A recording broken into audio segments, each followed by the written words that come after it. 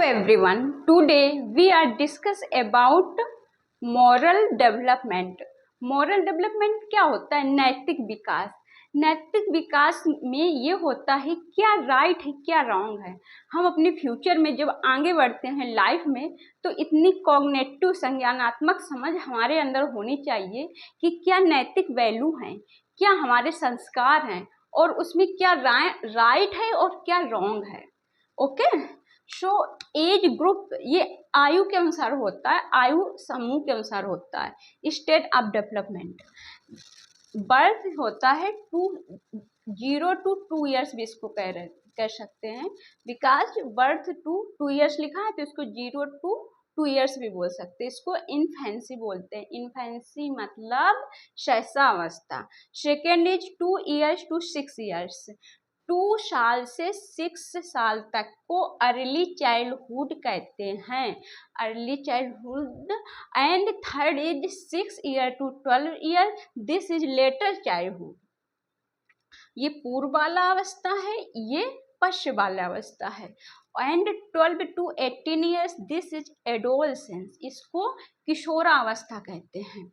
And 18 years to 40 years this is young adulthood. ये युवावस्था है. And 40 years to 65 year mature adult परिपक्व अवस्था.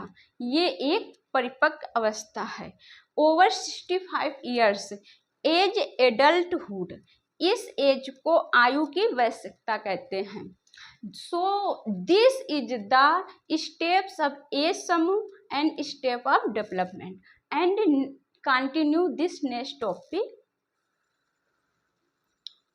Principal of development. Principle mean सिद्धांत. सिद्धांत क्या है किसके? डेवलपमेंट के. Okay. Principle of continuity. Development follow the principle of continuity. Continuity means लगातार. which start with conception. conception means गर्भाधान and end with death. और डेथ यानी मृत्यु के समय तक. It is never ending process in life. ये कभी नहीं खत्म होने वाला प्रोसेस है जीवन में. Principle of individual different. Individual मतलब क्या होता है? अलग अलग लोगों में अलग अलग डिफरेंसेस होते हैं. It said that every individual is unique. मतलब कि प्रत्येक इंडिविजुअल यूनिक होता है. In her self her different from others. Principle of generality to specificity. General means समान से special. The development process start with general responses so by the child as he see passes through his later state. Principle of generality means होता है समान से special की ओर जाना. Okay.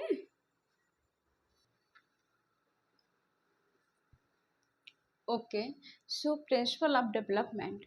Principle of interrelation. The development of an individual is reflected through the balanced interrelation of all the aspects of life. Development is any aspect affect the other aspect also.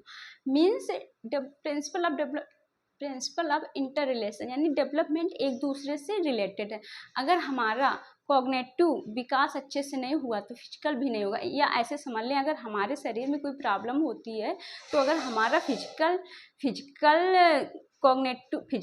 मतलब शरीर कुछ दिक्कत में होता है तो माइंड भी नहीं अच्छे से काम करता है. तो इस वजह से कहते हैं physical development, mental development and social development also effect principle of inter. यानी सब लोग आपस में इंटर रिलेटेड हैं. Principle of interaction. The principle of interaction suggest that an individual is the product of heredity and environment. मतलब कि principle of inter reaction क्या होता है कि डेवलपमेंट क्या है? Development is a multiple heredity into environment. Development heredity and environment का गुणनखंड है.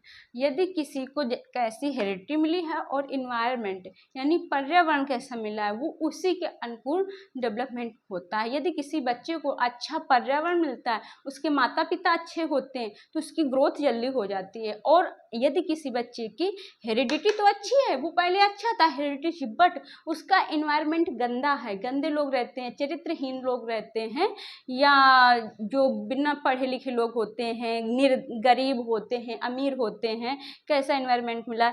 Suppose that I give you some example, where is a child whose mental skill is very good but his environment is not good, so he make आतंकवादी।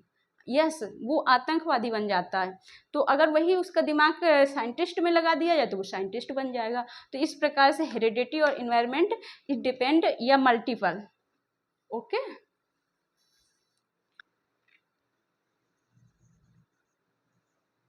Okay, so next is शीर्षगामी अनुक्रम, cephalopoder sequence. It means that development spread over the body from head to foot।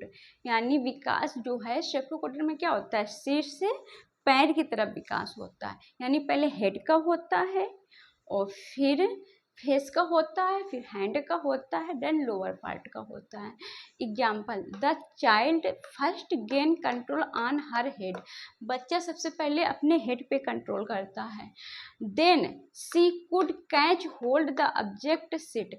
तब वो किसी वस्तु को पकड़ना सीखता है। जब पकड़ता है तो एकदम से ऐसे पकड़ लेता है, ना कि ऐसे नहीं पकड़ता, पहले ऐसे। अगर बच्चे को उंगली पकड़ाओ तो ऐसे पकड़ेगा। तो could catch hold to object, sit, crawl and later she could stand and walk। पहले crawling करना चलता है, मतलब कि घिसट घिसट के चलता है। and later she could stand, फिर खड़ा होता है, तब फिर चलना सीखता है। प्रोसिमो डिस्टल सीक्वेंस, अधोगामी। It means that the develop